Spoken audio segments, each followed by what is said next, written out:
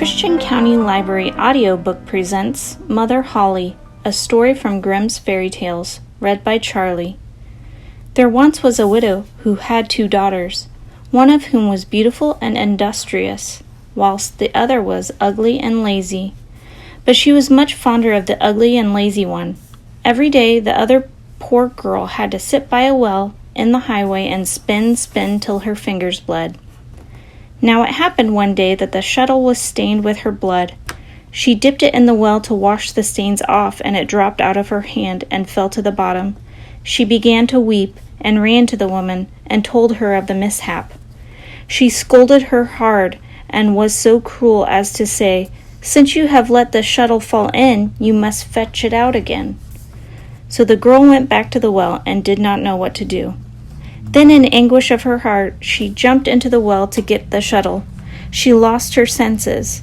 But when she awoke, she came to herself. She was in a lovely meadow, where the sun was shining and thousands of flowers were growing. Along this meadow she went, and at length came to a baker's oven full of bread, and the bread cried, "Oh, take me out, or I shall burn. I am very well baked." So she went up to it with the bread shovel and took out all the loaves one after the other. After that she went on till she came to a tree covered with apples, and it called to her, "Oh, shake me, we apples are all ripe." So she shook the tree till the apples fell like rain, and went on shaking until they were all down. And when she had gathered them into a heap, she went on her way. At last she came to a little house, out of which an old woman was peeping. She had such large teeth that the girl was frightened, and was about to run away. But the old woman called out to her, "What are you afraid of, my child? Stay with me. But if you will do the work in my house carefully, you shall be better for it. Only you must take care to make my bed well, and to shake it thoroughly till the feathers fly, for when it snows on earth, I am Mother Holle." As the old woman spoke so kindly to her, the girl took heart and willingly entered her service. She did everything to the old woman's satisfaction, and always shook her bed so hard that the feathers flew about like snowflakes. So she lived happily with her, never an angry word, and boiled or roasted meat every day. She stayed some time with Mother Holle, then she grew sad. At first she did not know what was the matter with her, but by and by she found that it was homesickness.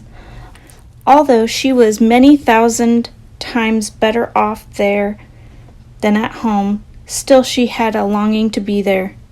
At last she said to the old woman, "I am longing for home.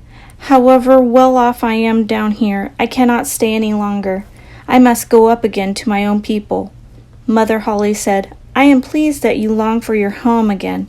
You have served me so faithfully that I myself will take you up again." Thereupon she took her by the hand and led her to a large door. The door was opened, and just as the girl was standing beneath the doorway, a heavy shower of gold rain fell, and all the gold stuck to her so that she was covered with it. "You shall have that because you are so industrious," said Mother Holle, and at the same time she gave her back the shuttle which she had let fall into the well. Thereupon the door closed, and the girl found herself again upon the earth, not far from her mother's house. As she went into the yard, the rooster was standing by the well, and cried, "Cock-a-doodle-doo, your golden girl's come back to you." So she went to her mother, and she was thus covered with gold. She was welcomed by both her and the sister. The girl told all that had happened to her.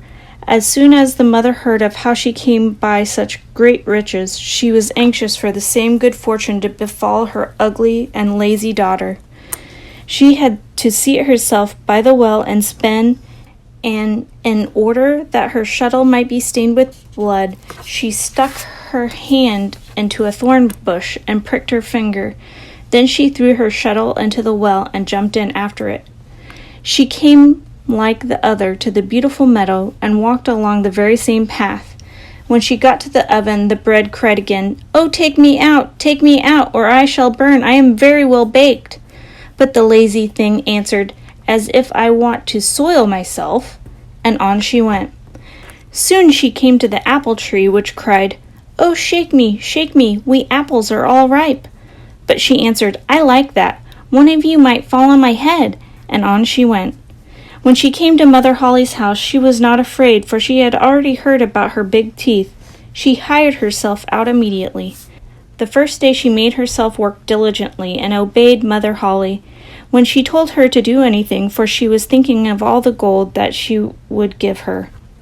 But on the second day she began to be lazy, and on the third day still more so, for then she could not get up in the morning. Neither did she make up Mother Holle's bed carefully, nor shake it so as to make the feathers fly up. Mother Holle was soon tired of this and gave her notice to leave. The lazy girl was willing to go and thought that now the gold rain would come. But Mother Holle led her to the great doorway. But while she was standing under it, instead of gold, a big kettleful of pitch was emptied over her. "That is your reward for your service," said Mother Holle, and shut the door. So the lazy girl went home. She was covered with pitch, and the rooster by the well, as soon as he saw her, cried out, "Cock-a-doodle-doo, your pitchy girl's come back to you." But the pitch stuck so fast to her and could not be removed so long as she lived. The end.